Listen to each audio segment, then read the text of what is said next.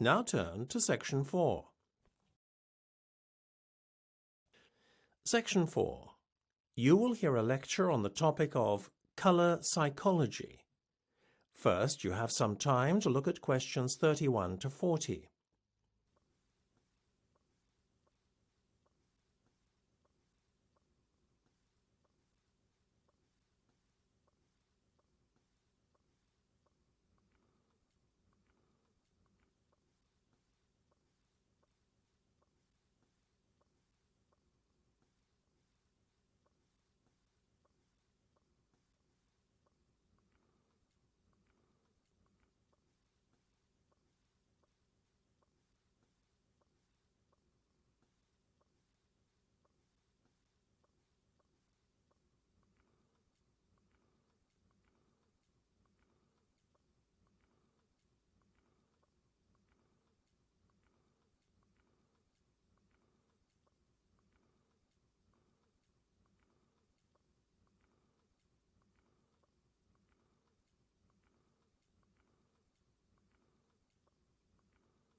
Now listen carefully and answer questions 31 to 40. Today I'm going to talk about red. Red is a strong colour that stands out particularly well from background colours. It carries many powerful associations. It often infers danger and warning and is used internationally as the colour for stop signs and traffic lights. In addition, red is the colour our face turns when we are angry, when we see red, but also when we are feeling guilty, shy or embarrassed, in other words, when we blush. Red is also the colour most associated with love. For example, the red rose. Recently, however, a new branch of science called colour psychology has found that wearing red clothing can have a considerable impact on our mood, perceptions and actions, as well as others' perceptions of us. Dressing in red can even change your physiology and balance of hormones and alter your performance in sporting contests. Given the powerful impact of the colour red on humans, it is perhaps a little surprising that many mammals, like dogs, are unable to differentiate between red and green. However, when early primates were striving to adapt to life in tropical rainforests, a new kind of cell evolved in their retina. This cell enabled them to identify red fruit in the green foliage easily. The ability to distinguish red objects soon led to new forms of social signaling.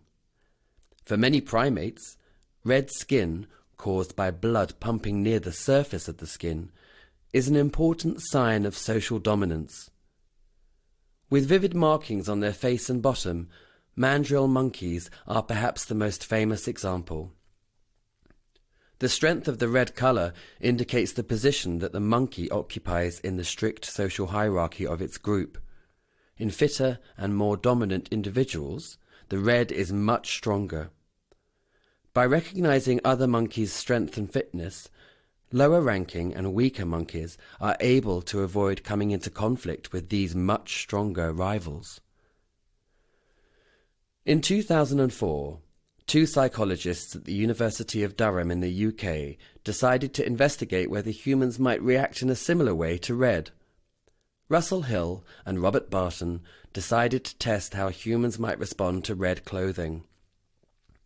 Perhaps the sight of red clothes could carry associations of aggression seen in the red faces of angry people, and dominance just like a mandrill. For a while, Hill and Barton were unable to work out a good experiment to test the idea. However, the 2004 Olympics in Athens gave them the perfect opportunity to do so. And so, in combat sports such as boxing and taekwondo, the two competing athletes were randomly assigned either red or blue kits to wear.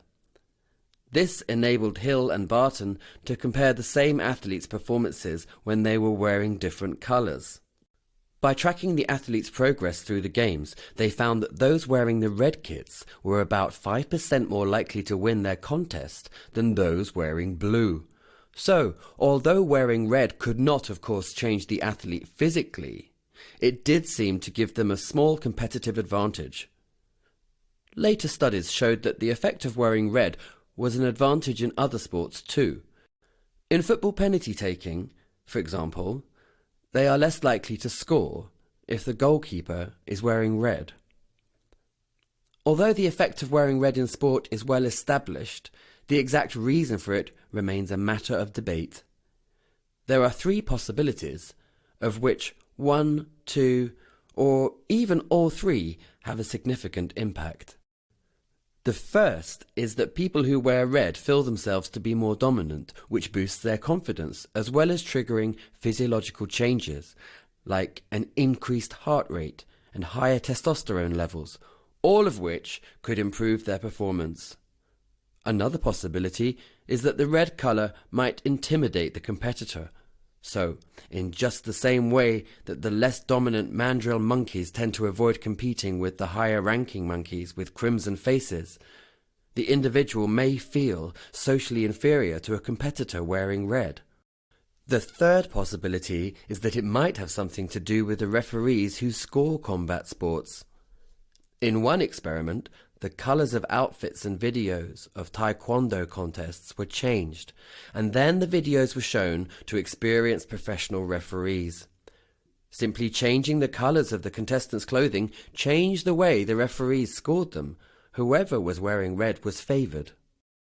Although these early results are fascinating, colour psychology is still a very young science, and many of its findings are still at a very early stage of development.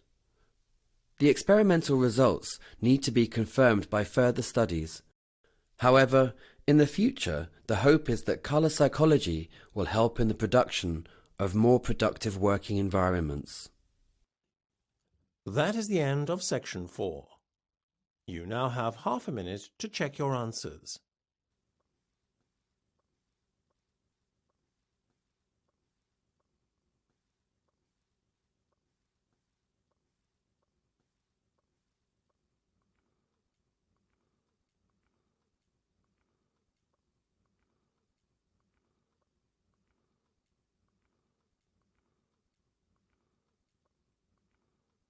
That is the end of the listening test. You now have 10 minutes to transfer your answers to the listening answer sheet.